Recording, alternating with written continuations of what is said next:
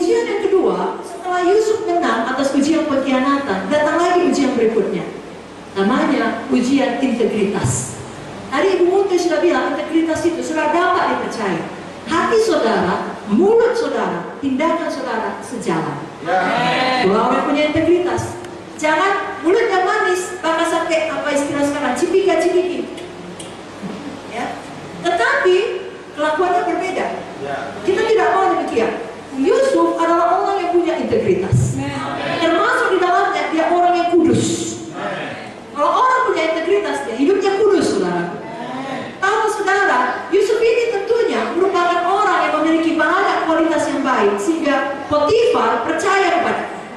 Seperti Ibu Munti tadi berkata, kalau mengerjakan pekerjaan pelayanan ada jam-jamnya, harus rajin, harus tekun, harus jujur, harus mau berkorban.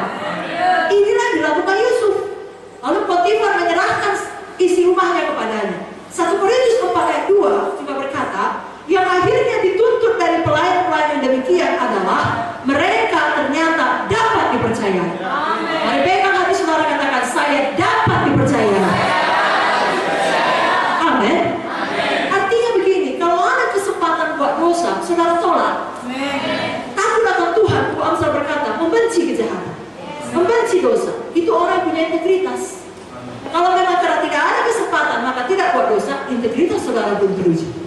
Tapi kalau ada kesempatan buat dosa, saudara tolak dosa, saudara lulus ujian integritas. Inilah dilakukan oleh Yusuf. Dalam Kejadian 39 ayat 6 sampai 10, saya tidak usah baca, saudara tahu ceritanya. Diterangkan bahwa istri Potifar membujuk Yusuf untuk melakukan kenajisan bersama dengan dia 1 kali. Amin. Tidak. Tiap hari, berulang-ulang, terus menerus, bukan sekali, namun dari hari ke hari. Kalau dia dengan terus terang, tidak tahu malu, itulah orang-orang yang dipakai setan, saudara. Tidak tahu malu. Saudara anak Tuhan, tolonglah jangan tahu malu dalam mengerjakan kebenaran. Jangan malu-malu dalam mengerjakan kebenaran. Jangan malu-malu mengakui Yesus. Jangan malu-malu hidup kudus. Dia cakap kotor di situ demi menjaga perasaannya, saudara ikut ketawa. Kenapa saudara malu tidak ketawa? Dia cakap kotor, tidak perlu ketawa. Saudara memang harus jadi terang. Nah, istri Potifar menggoda Yusuf. Ada kesempatan untuk berbuat dosa. Semua bilang ada. Tapi Yusuf berkata tidak. Semua katakan tidak. Banyak orang kita pikir baik, datang kesempatan, ketahuan aslinya yang jahat. Yusuf ini terbalik. Dipikir orang dia anak manja, datang kesempatan buat dosa, apalagi Yusuf elok parasnya. Ya, Alkitab menuliskannya. Datang kesempatan buat dosa, nampak aslinya yang kudus, aslinya yang baik. Begitulah saudara, di mana Tuhan menempatkan saudara. Di universitas saudara, tempat pekerjaan saudara, tengah-tengah famili saudara. Ada godaan, nampak asli saudara yang kudus. Yusuf bisa punya banyak alasan. Tuhan, istri Potifar adalah bosku, aku harus mematuhinya. Kalau tidak, nyawaku terancam. Tuhan, bukankah kau yang memberi akal? Akalku berkata demikian, Tuhan. Tuhan, mengertilah kelemahan manusia, aku pun manusia.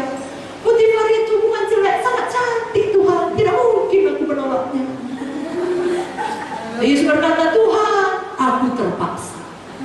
Hatiku tak mau, tapi terpaksa karena aku budaknya. Dan sebaliknya, sudah mulai sesat dia. Tuhan, kesempatan masih datang daripadamu. Karena tidak mungkin bosku, istri bosku sendiri, wanita sehebat dia tertarik kepada aku seorang budak. Ini betul-betul adalah pimpinan Tuhan. Banyak alasan bisa dibuat Yusuf, tapi Yusuf berkata tidak. Saudara pun bisanya buat alasan. Saya terpaksa, sekali ini saja. Semua orang juga nyontek, semua orang juga curang, semua orang juga korupsi, semua orang juga bohong, semua orang juga najis, semua orang juga pasang 3, pasang 2, banyak pacarnya, dan segala macam. Saudara bisa buat alasan, tapi standar firman Tuhan tidak berubah, saudaraku. Kekudusan tetap kekudusan. Pilihlah firman Tuhan. Pilihlah menang atas ujian integritas.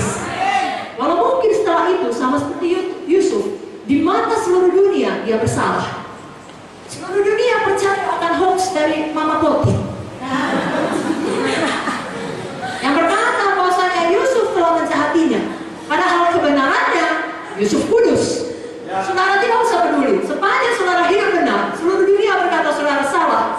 Ingat Mazmur tadi, Tuhan akan memunculkan kebenaran saudara seperti terang dan hak saudara seperti siang. Jadi malam ini saya mau teguhkan saudara, kalau ada kesempatan korupsi, katakan tidak. Ada kesempatan malas, katakan tidak. Ada kesempatan untuk curang, katakan tidak. Amin saudara. Dan khusus pada anak-anak muda, ada kesempatan untuk melakukan kenajisan, katakan tidak. Amin.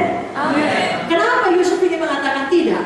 Karena dia lebih menyadari kehadiran Tuhan daripada kehadiran perempuan cantik itu. Tidak ada apa-apanya luaran ini. Dia tahu betul manusia sebenarnya adalah yang di dalam, bukan tubuh ini. Amin saudaraku. Itu sebabnya Yusuf menang. Saudara sadari kehadiran Tuhan. Dalam kamar saudara sendirian Tuhan hadir.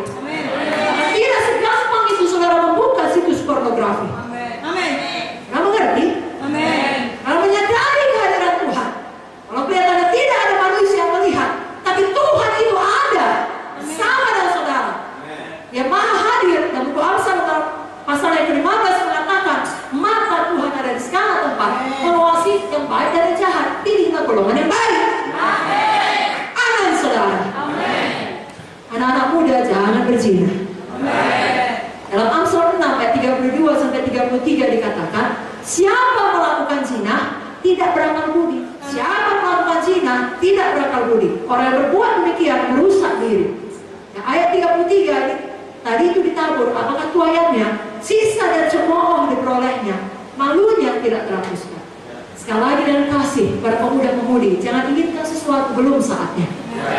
Di dalam hidup ini ikuti urutannya.